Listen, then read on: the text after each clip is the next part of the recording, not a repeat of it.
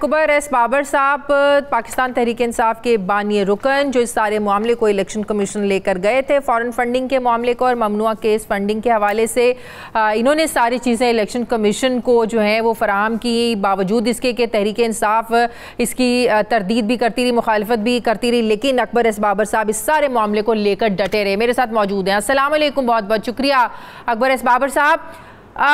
अब जो पीटीएम है, हुक्मरान इत्तेहाद है, वो प्रेशर डाल रहे इलेक्शन कमीशन पर कि फैसला तो महफूज कर लिया है, फैसला आप सुना क्यों नहीं रहे हैं? आपको शुरू से लेकर 2014 से लेकर 2022 तक की स्क्रूटनी कमेटी की सारी रिपोर्ट्स, आप एक एक चीज़ से आपको जो है ना वो पता है, आप गुजरे हैं इस सारे प्रोसेस से। क्या वजह है कि इलेक्शन कमीशन फैसला तो कर चुका है, महफूज कर चुका है, लेकिन सुना नहीं रहा? बिस्मिल्लाहिर्रहमानिर्रहीम, वालेकुम अस्सलाम। देखिए, मैं समझता हूँ कि 8 साल की ताख़ीर ये एक पूरी दास्तान है और ये मैं कई दफ़ा सुना चुका हूँ कि इसमें क्या क्या ताख़ीरी हरबे इस्तेमाल किए गए।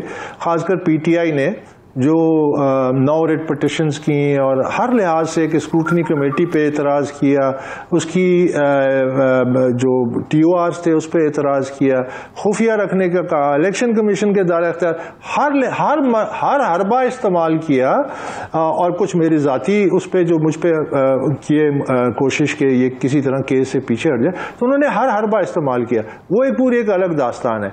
अब 21 जून को जब से ये केस महफूज हुआ है तो मैं समझता हूं कि ये केस की एक बड़ी लंबी तारीख है और इसमें बहुत लंबी डॉक्यूमेंटेशन है और बड़ी बारीकियां हैं, एविडेंस है, उन्होंने डॉक्यूमेंट जमा कराए हैं, उसके अंदर से शिफ्ट करना है ट्रूथ को। हमने उनके सामने फैक्ट्स रखे हैं और भी बहुत सारे फैक्ट्स हैं जो स्क्रूटनी कमेटी ने स्टेट बैंक के जरिए हासिल किए और अपनी रिपोर्ट में उसकी निशानदेही की।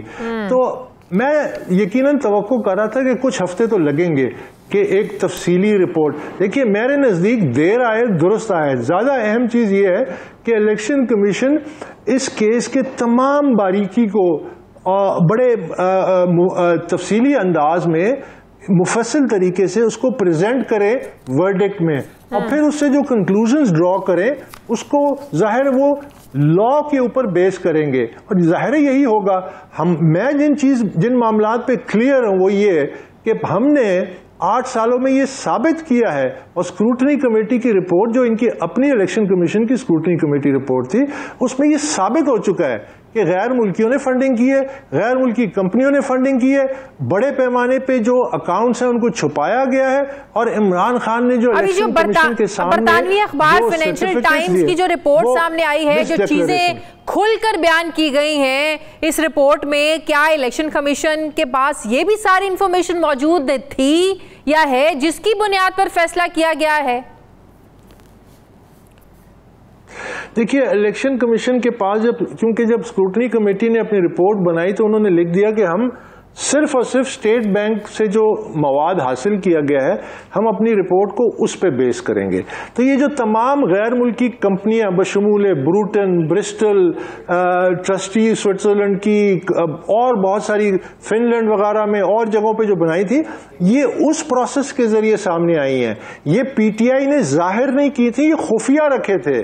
पीटीआई के जब अकाउंट्स निकले कि भाई अकाउंट्स बहुत ज्यादा हैं और उन्होंने खुफिया रखे गए हैं जो उन्होंने अपने ऑडिट रिपोर्ट्स में जाहिर नहीं किए, तो इन्होंने 15 मार्च को एक जो दस्तावेज जमा किए उसमें 11 अपने अकाउंट से लाताल्लुकी कर दी कि इन अकाउंट से हमारा कोई ताल्लुक नहीं है, इसमें पैसा है हमारा कोई ताल्लुक नहीं है, ये अकाउंट्स जो हैं ये गैर कानूनी तौर पे हमारी ही पार्टी की लीडरशिप में खोले। एक और चीज बताएं, जो वोटन क्रिकेट क्लब के जो मैचेस करवाए जाते थे, क्या इसमें ये कहा जाता था कि फलाही मकसद के लिए हम करवा रहे हैं और पैसे जो इकट्ठे होंगे हम फलाही मकसद के लिए इस्तेमाल करेंगे, जो फिर पैसा होता था वो यहाँ पर तहरीक इंसाफ के अकाउंट्स में आ जाता? तो ये झूठ बोला गया, इसका भी नुकसान होगा इन्हें?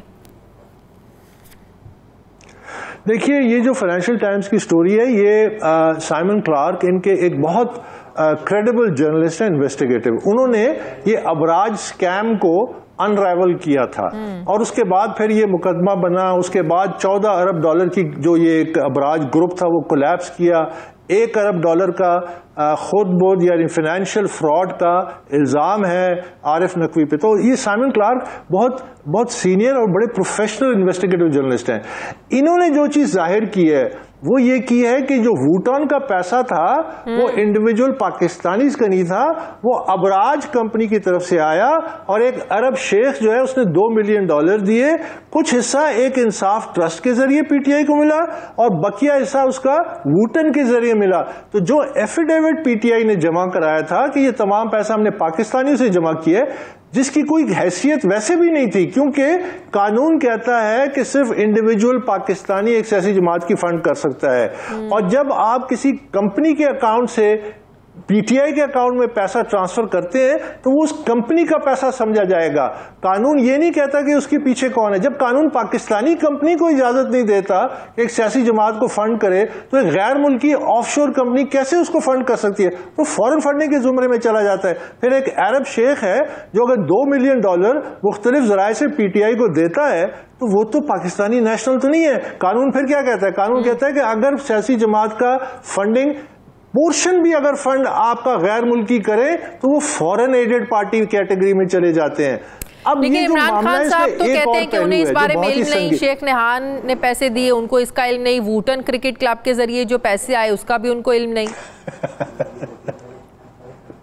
ये उनकी टिपिकल वो है। देखिए मैं इसका जवाब देता हूं। इमरान खान ने ही तो एफिडेविट जमा कराया है आरिफ नकवी का। इमरान खान ही तो इस केस में रिस्पोंडेंट हैं। तो जो डॉक्यूमेंट उन्होंने जमा कराया है, जिस डॉक्यूमेंट में आरिफ नकवी कहता है कि ये तमाम पैसा मैंने पाकिस्तानियों से जमा कराया है, तो इनके इल्म में कैसे नहीं था?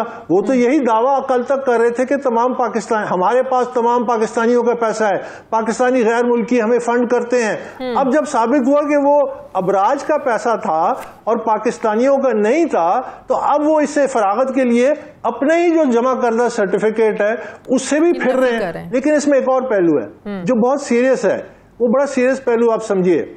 अबराज के ऊपर जो न्यूयॉर्क में केस है $1 बिलियन फ्रॉड का, आरिफ नकवी की जो एक्सट्रेडिशन है, वो पैसा जो अमेरिका से फंडिंग हुई अबराज की उस हवाले से है। अच्छा। अबराज का पैसा पीटीआई के फंड्स में, पीटीआई के अकाउंट्स में आना, ये अबराज के को इख्तियार नहीं था।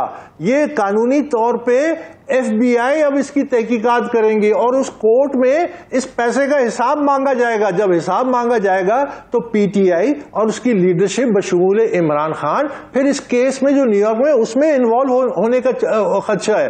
क्योंकि वो जाहिर है वो एक एक पैसा कहेंगे कि ये अमेरिका का पैसा था, ये तहरीक इंसाफ को फंड करने के लिए तो नहीं था, ये तो अबराज को दिया गया था सेहत के लिए, अस्पताल बनाने के लिए, तालीमी इदारों बनाने के लिए। वो पैसा जो ये स्टोरी साबित करती है से पैसा अबराज ग्रुप ने हासिल किया, अबराज को मिला, अबराज कंपनी ने आगे वो पैसा तहरीक इंसाफ पर लगाया। यही तो स्टोरी है, यही तो फाइनेंशियल टाइम्स की स्टोरी है कि $1.3 मिलियन और $2 मिलियन एक अरब शेख से आया। यही तो उसकी स्टोरी है कि वूटन में आया और वूटन के बाद ही वो पीटीआई में गया। उसने तो पूरी मनी ट्रेल निकाली हुई है, उसके पास तो ईमेल्स हैं, उसके पास तो वूटन की बैंक स्टेटमेंट्स हैं, उसने आर्टिकल में लिखा है। तो उसके पास तो पूरा प्रूफ है कि ये वूटन से गया है पीटीआई के पास, और वूटन के पास कहां से आया है? एक अरब शेख से आया है और अबराज कंपनी से आया है $1.3 मिलियन। जो $1.3 मिलियन आपके ख्याल में एफबीआई अमेरिका में जो केस चल रहा है वो नहीं पूछेगा भाई ये किस कानून के तहत ये जमात खत्म हो जाए, इसके खिलाफ एक्शन हो? जाहिर है हुक्मरान इत्तेहाद तो शायद इसीलिए भी बहुत ज्यादा प्रेशराइज कर रहा है कि अगर फैसला पीटीआई के खिलाफ आ जाता है तो फिर इलेक्शन कमीशन जो है ना वो हुकूमत को इत्तला देगा और हुकूमत रेफरेंस भेजेगा और हुकूमत पाबंद होगी उस पर अमल दरामद करने की। तो जाहिर है इन्हें तो खलबली इसीलिए मची हुई है कि इनकी हुकूमत है और इलेक्शन कमीशन रेफरेंस भेजे, उस पर एक्शन करें, इंप्लीमेंट करें और इनको चलता करें। ये भी तो एक बहुत बड़ी वजह है कि कह रहे हैं जल्दी फैसला आ जाए। देखिए मैं समझता हूं, मेरी जाती राय में इनको ज्यादा खतरा इस बात का है कि जो उनके ऊपर खुद इम्प्लीकेशंस है। मसलन जो ऑनरेबल जस्टिस मोहसिन अख्तर कियानी साहब का जो आखिरी फैसला था जिसमें उन्होंने 30 दिन की कदगन लगाई कि इसके अंदर फैसला करें, अप्रैल 14 का डिटेल्ड जजमेंट है, तो फिर वो 30 दिन की कदगन खत्म कर दी इंट्रा कोर्ट अपील में। लेकिन बाकिया फैसला मौजूद है। बाकिया फैसले में मोजिज जज साहब क्या लिखते हैं? कि अगर प्रोहिबिटेड फंडिंग साबित होती है तो उसकी इम्प्लीकेशन ना सिर्फ पार्टी पे बल्कि उसके चेयरमैन पे भी पड़ेंगी। ये उन्होंने लिख के फैसला दिया हुआ है, वो फैसला आज भी होल्ड करता है। तो देखिए, ये इनको खौफ पार्टी का नहीं है,